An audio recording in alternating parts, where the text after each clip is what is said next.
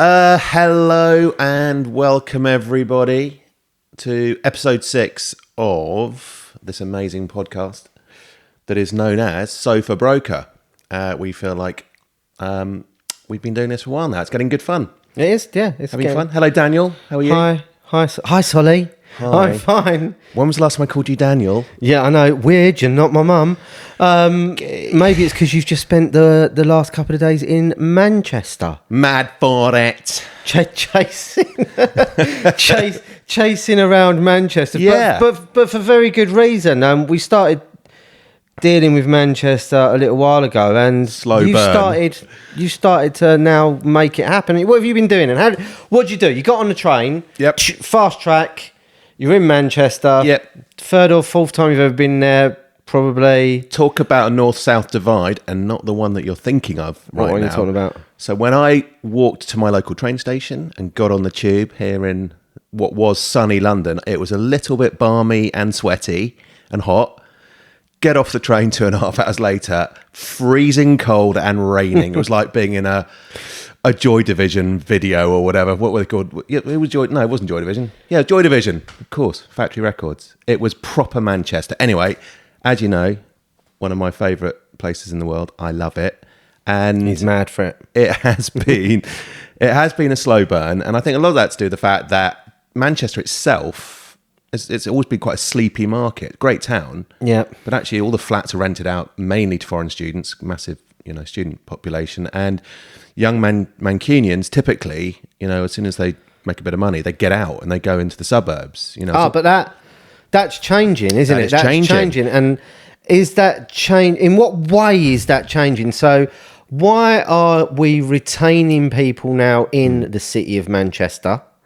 And why are some people now, and they have been for a little while, a couple of years ago, I was going to say a couple of weeks ago, longer than a couple of weeks, right? A couple of years ago, we've heard more people drawn on it. There's more industry around it that was separated before. London divide, always everyone wanted to run to London. Everyone wanted to do the stuff around Canary Wharf. But now this Manchester thing kind of, has it rehashed itself in a really sensible, grown-up way, actually? I think, my love of Bermondsey in southeast London. I do know your love of Bermondsey, yeah. So I think Manchester has kind of done a Bermondsey, but on a bigger scale. I hear you. It's become a fantastic place to go and see authentic Manchester. Obviously, it's got around the quays where the BBC are and that kind of stuff. It's newer, it's more Docklandsy. But the city centre with the warehouse districts like Ancoats, which really is the new Bermondsey. The Northern Quarter, and I think there's a place called New Islington that's coming up. No way. Yeah, yeah. It's just there's just so much more to do. There's amazing restaurants and bars. I maybe saw one or two of them last night. Yeah, and it's just cool. It's really cool. It's really interesting. And actually, talk about I'm saying that a lot of young Mancunians or people from the Northwest would go out of Manchester and into the suburbs or stay in the suburbs.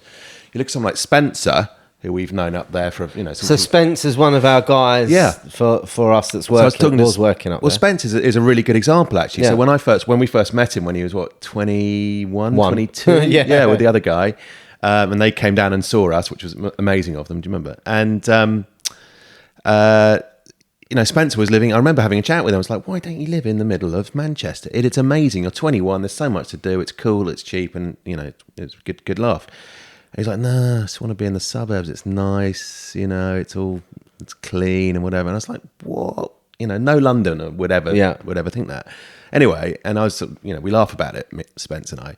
Now, living slap bang in the middle of Manchester, in Ancoats, in a loft apartment, really living the Manchester sort of Bermondsey So life. has it developed enough where there's like trendy apartments, there's stuff going on, it's not, seen as a north-south divide. It isn't really anymore, is it? No.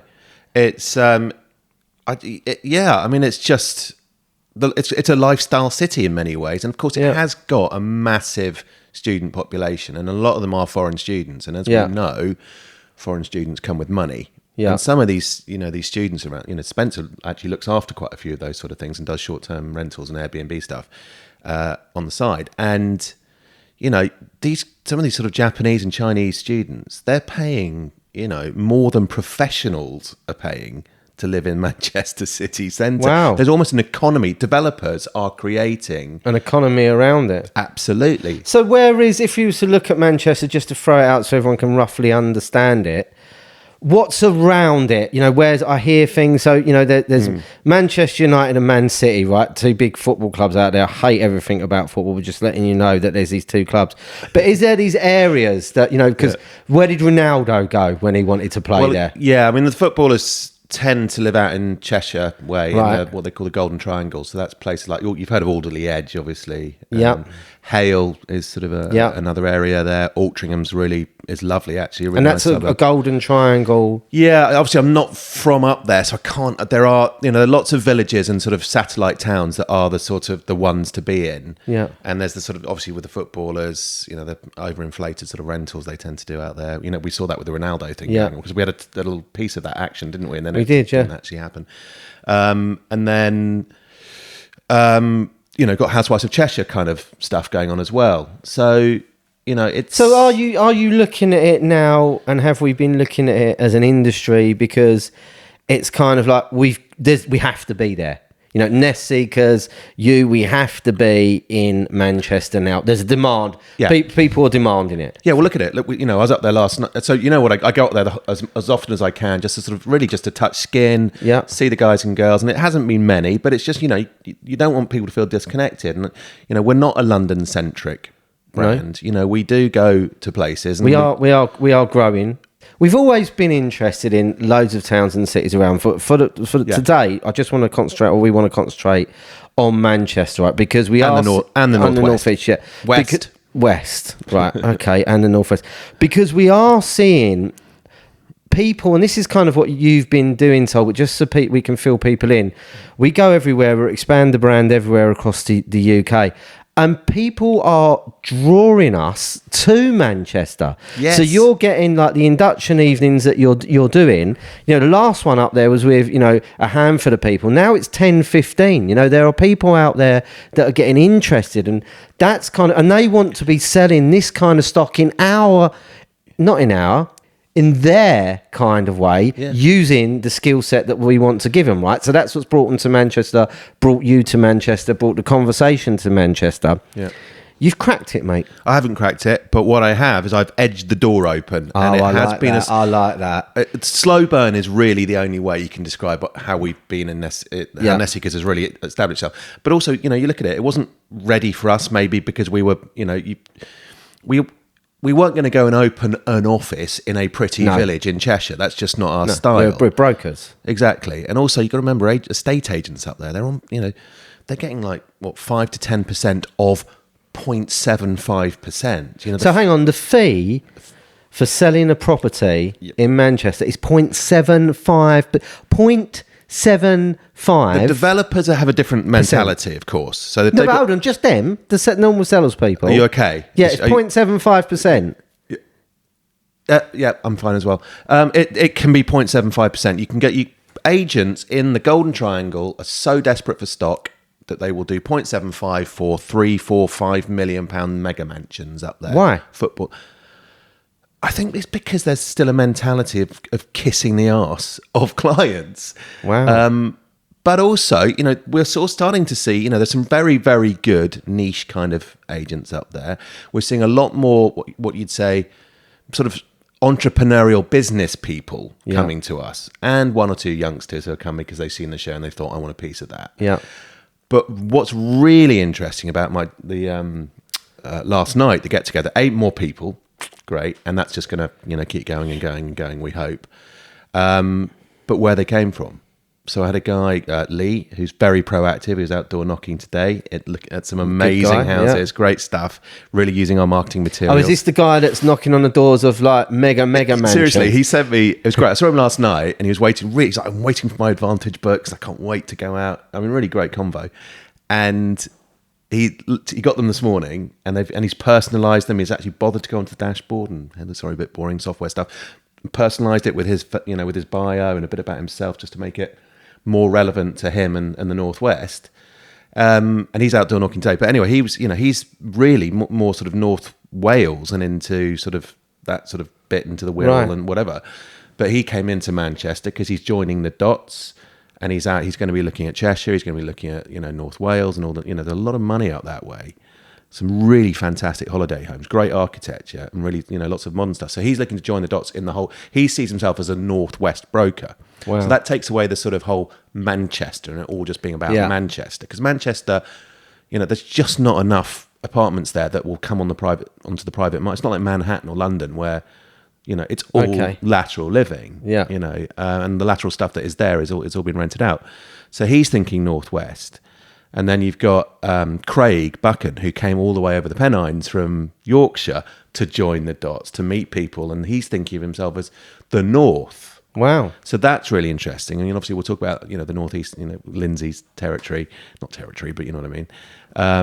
I'm sure another time. And that will grow. And, it's really exciting. So, and then a couple of younger people are there. One who's a university, who's already... she's going to do our academy, IO, really, really wonderful lady, and 21 years old, just wants to be her own boss, quite well connected, I think. She's London and Manchester already. She's already got a business plan for herself as a Manchester now that's what I wanted to understand. So, as you can, in this model, this brokerage model, for whoever you're doing it with, you can go anywhere, right? Yeah. You can go anywhere. You can do anything that you want to do. You can be anywhere selling stuff in... Edinburgh or Wales or wherever you're going to be selling it, right? But what is the connection? Where are we starting to see a tunnel being bored out, and it's coming from London to Manchester? Is it coming from London to Birmingham? Is there one that takes London to Bristol? There you go, my friend. Where are we going to see the next line of commuters and people living and working? Is it going to be that the people in Manchester want, like you said earlier, they ran away, but now they're staying and they want to stay there, but they also might want to see something else and more different types of property and stuff going on. And being they can jump in a car, and how long is it? You can be in Manchester a couple of hours? What, from London? Yeah.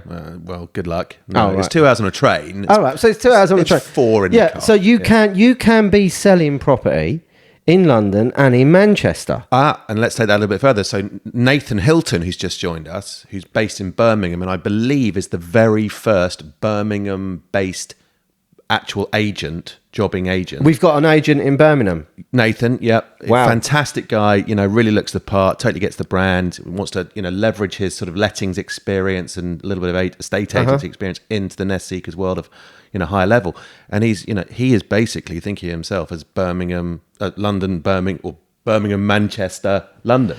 That's the it's what would have been the HS2. We won't talk about HS2, but he would have been the ultimate HS2 broker, because he came up to Manchester to join the dots, because he sees the 3 great cities of the UK now as almost as one. So this has happened, right? What? Also, by the way, with our brand, he really can do that. There's no jurisdiction. There's no geographical handcuffs, which are... That's what I was just about to come on to. Yeah. So usually you'd go to an agency and you'd have a postcode or a couple of postcodes, and that's it, okay? Yeah. That's where you've got to eat and swim and, make money or not. Put a tracker on your car in some agencies, so you don't go out of the postcode. Don't work for anyone that does that anywhere. Leave horrible. Now, because I don't know why that shouldn't exist.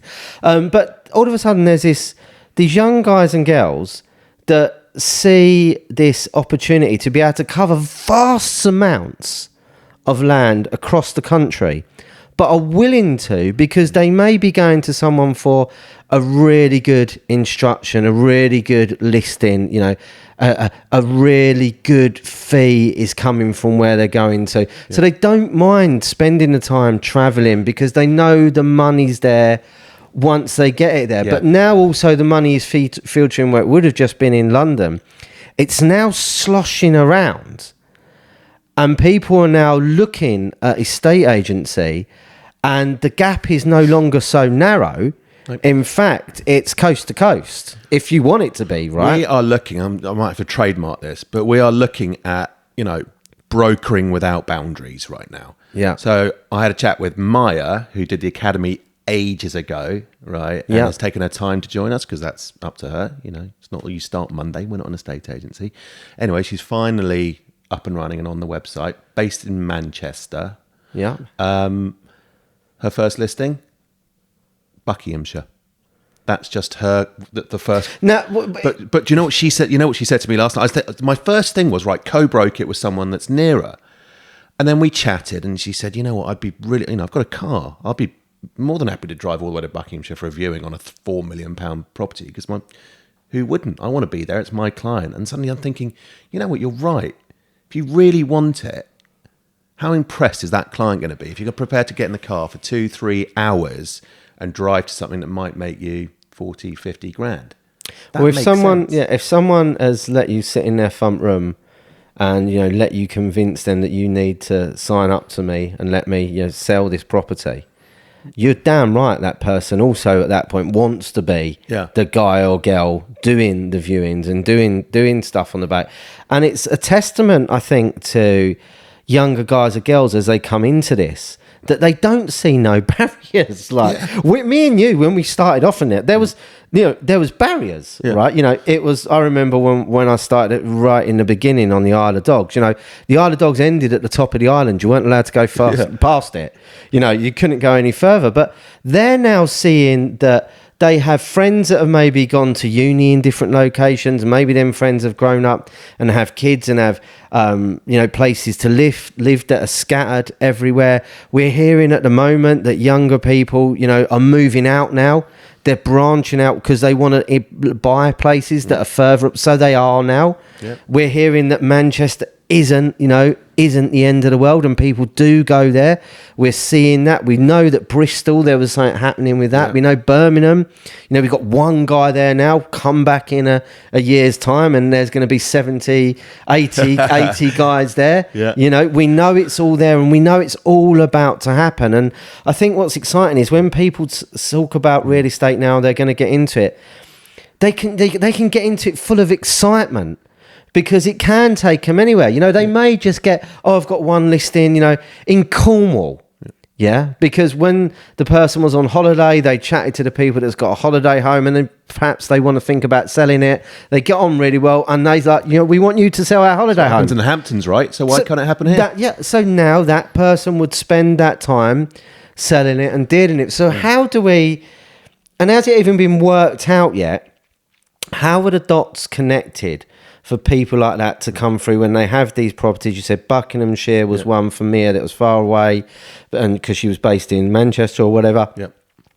How do then people still connect the dots so that people still understand they're a broker? Or is that question now null and void? Because being a broker is just now pure definition of, what would I say, that the world is your oyster. I don't think it's. I think the word broker is almost redundant now. Because it suggests middleman, and same with agent. What's the new word? It's not a new word, but by doing that, she's the very definition of a marketeer. Yeah. So it's about because marketeering. She hasn't really had to do the whole hard sell of who I am and whatever. She's met someone, they've got a place, it's not selling at the moment. They don't want a new broker. They want new marketing. They want something different. Yeah. Yeah. And you can't deny that, we are an alternative. If they just go with the same style of agency that they've had before, we're a bit naughty, but we call it, going from 1% and 1% agent to another 1% agent with the same Penelopes and Jonathans and all that kind of stuff. It's all the same people and the same database. You're not changing your marketing at all or your branding. It becomes, if you do take on, a Maya who's based in Manchester with this brand, with access to 40 or 50 people like her around the UK, Southeast if needed, that's marketing. That's, I don't think that's being a middleman at all. It is over. The dawn of the middleman has gone. It has gone, and it is now. It's now the evening. You are right when you talk about these younger guys and girls. It's marketing that's changing.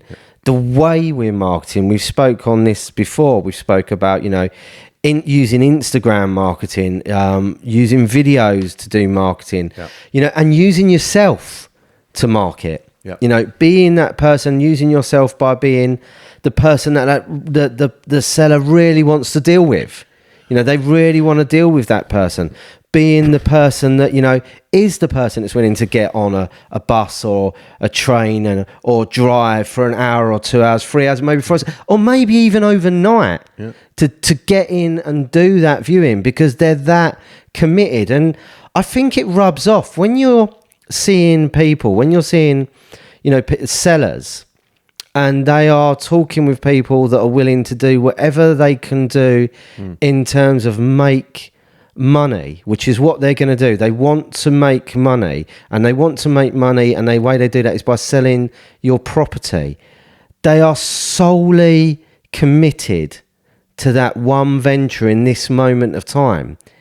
It's really refreshing, and they can't not, but, you know, have a really good crack in it. I would want to say, you know, definitely not fuck it up, but it can, you know, you can do, right? You can make a mistake and it can go wrong, but the effort there is so strong. I would take that person that wants to do that over an agent that had been working in an agency for 10 years.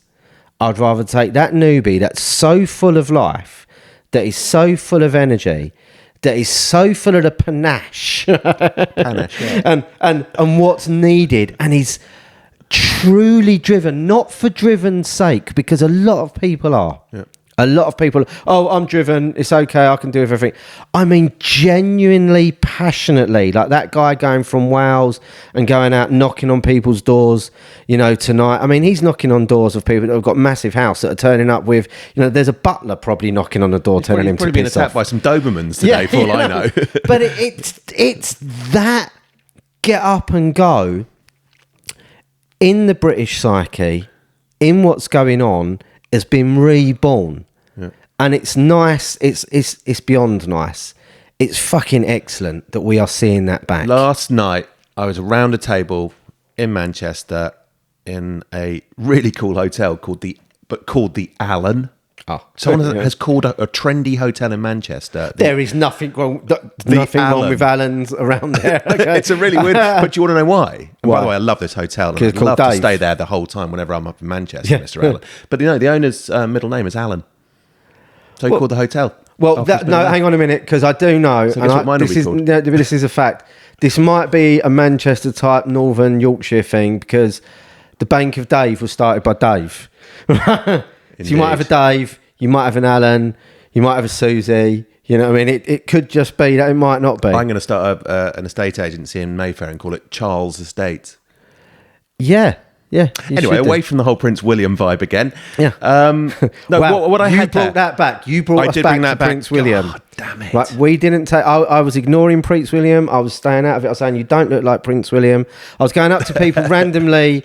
I'd spoke to them about stuff, and I was going, when I was trying to get them to come join us, because I was interested in them joining us, so I hadn't met them, and I was talking about them joining us. I was saying, by the way, Solly does not look like Prince William. So they was aware. I was making people aware, you do not look like Prince William, and then you brought it up. I did. Right, and okay. I don't know why I did that. I think I did a bit as well. Just then, again, let's move away from therapy. Right. Anyway, so Prince William. What I had in Manchester last night was too many beers. A table. What? Too many beers. Too many beers. Yeah. No, I didn't. I had a table full of entrepreneurs. That's it. 21-year-old entrepreneurs who's just left Manchester University. Yeah. And by the way, we are going to have a band, not a band. What do you call it? Like a quartet, a classical quartet made. That's not a band, is it? No, made up of Nest Seekers. Is that all the stuff? Right. I've got to get this out. So we had a table of entrepreneurs, from I, who's 21 years old, to Craig, who's my age. You know, coming over across the Pennines. Yeah. You know, has built businesses. He does public speaking, so he's perfect. You know, for that. And recruiting. He plays the trumpet, don't he? He plays the flugelhorn. The what? The flugelhorn. There's no such thing. There is. No, there ain't. The guy... ask Craig. DM there ain't a flugel. Send him a DM. What's it called? A flugel flim? Flugelhorn. No, it don't exist. It was invented. Just if you're listening, send a picture of this thing. No. In fact, we've just seen a picture of a flugelhorn. No, Stan, that looks like a trumpet. That's a trumpet, bruv. Anyway. All right, it's not a flugel flipper. This segues on nicely onto what we talked about being a marketeer and clients understanding the power of branding and people. Ooh. Okay, because we have got a situation whereby two clients in particular have come to us. Yeah. One is building a groundbreaking modernist estate, what do you call it, mansion in the Cotswolds. Well, sort of thing you was growing up in. A £10 million modernist masterpiece. It's going to, this is not. It's not going to be pillars and that kind of thing. It's not, but in a country estate. Put him in touch with Toby Madden. Yeah, and Toby is going to bring him and his sort of architectural people and a lot of people he's sold to in the past. Yeah, a lot of his client base, sort of developer architect kind of thing, and bring them to Cornhill and have a soiree, a sort of an architectural soiree with our in-house quartet, including Io, Clea, who plays the violin. So putting it in English. So that is someone who knows that we are not in the Cotswolds, or we're not in Cirencester, or whatever it might be. But he's looked at the brand and gone, that's the brand that need to be marketing my property wherever it is they may be sitting on a daily basis. I don't care. It's about having the right people for the So right Toby's property. got these clients. Yeah. Right. They've got this mansion, They're however you're building describing it. Yep. Yeah. They're going to come to our offices. Yes. We're going to do something, flash in the offices with some people turning up that are clients of Toby's and other people that are interested in this kind of property and whatever's going on. Movers and shakers. Yeah, we're going to get some people in a band, but it's not a band, it's a load of flugelhorns. In-house Nest Seekers band. This is in-house. And we're going to release a compact Okay, disc. so then there's going to be an in-house Nest Seekers band with all their trumpets and stuff going on. And that's going to be for the sole purpose of marketing directly. Correct. Marketing correctly, and marketing personally to the possible buyer that might be in that room. That is how you fucking sell a house. That's how you sell a house. And also, don't forget the secondary bit. The residual bit of that is, what do we do when we have an event? We film the crap out of it. Yeah. Everyone's on their phones. So it'll be on TikTok, it'll be on Instagram, it'll be on Facebook if that still exists. All of that kind of stuff. We will create a really beautiful video out of it. And that's our secondary means of attack. In other words, the digital world will see what we're doing and how we market. So that's great for us and for clients. But also, it might just pique the interest of the buyer who didn't make it to our event. And this will also bring other people that have property like this, that are thinking of selling, or maybe they haven't even thought about selling it. Maybe they're not even on that journey, but and maybe they're coming to see us in Bank in London, but maybe their property's in Manchester. And this is where we start to join up the guys and girls from this area and say, look, there is an agency like us. It exists. It's in Manchester. Here's some of the guys or girls. Why don't you meet up with some of these people and talk about your property? Why don't you expand your knowledge beyond the high street agents that you've been dealing with or was just about to sign up and deal for, or maybe thinking to in 2 or 3 years? Why don't you have a chat with them now and actually see what's available, actually see what they can do for you? My message to the people who are mainly sort of niche developers who've probably got that mindset because they're more commercially minded than your average private seller. But, that's a little bit unfair. But generally, my advice to people who are thinking of selling, especially in the world we live in right now, where we don't have 1,000 buyers per property, not even in London. Okay, wow, yeah. You really do. You've got to think beyond 1% or 0.75% database driven agency and look at what your 2% or your 3% might invest in terms of marketing the property. Yeah. And having as much of a network effect as you can, either digitally or, physically. Well, that's like everything, right? A 3% fee to sell someone's home. Actually, what you're saying is this fee gives me enough to do everything I possibly need to do to get you the right price in the quickest possible time today. Yeah. Right. This is to be able to do everything. I need this. This is what I need, and we could give a list of things that you need to give out, but we do. We won't go into it because we don't want to give away secrets, but we do have this stuff, right? But if you don't do that, and you're going to go on an agency is going to come along and charge 0.75 or whatever, what the fuck do you think you're doing for that amount of... What are you getting? There's a guy taking picture on his phones. Do you know, I mean, people talk about drones all the time, like their newest thing, but they're not. You know, that should be part of it. You know, videos should be part of it. You know, getting guys to come in and see what's going on, other influencers, seeing homes, should be part of it. You have to pay Google to play. You have to pay to play in real estate. And you have to, what you were saying, invest back in your fee. And that might mean at that point, that 3% fee at the moment doesn't exist. So you've got to go out and produce money to make that money happen. If you look at your financial situation, you're there. You've got a listing. Your money's going down, down, down before it goes up. You can explain that to someone, that you've got to get to the other side, because you can't keep going down one property and then another one, because you'll just die. Yeah. Okay, your business will fail. Dying's bad. If you can explain to someone who owns one of these super duper homes, and that's where you have to get to, because otherwise you're in danger of just doing all of that, putting a video out. Everyone can do that, right? Even I can see where you're gone with this now. Exactly. So this is now, we're entering into a world where we have to, that these amazing guys and girls that get involved in it, that are truly entrepreneurial, there's actually sellers that match to them, but they're scattered everywhere. Mm-hmm. So to find them, to find the gold in what they're looking for, they have to travel far and wide. So make sure to listen and watch, because I'm being told off by my son, on Spotify, Apple, Amazon and YouTube. And thank you so much again for listening.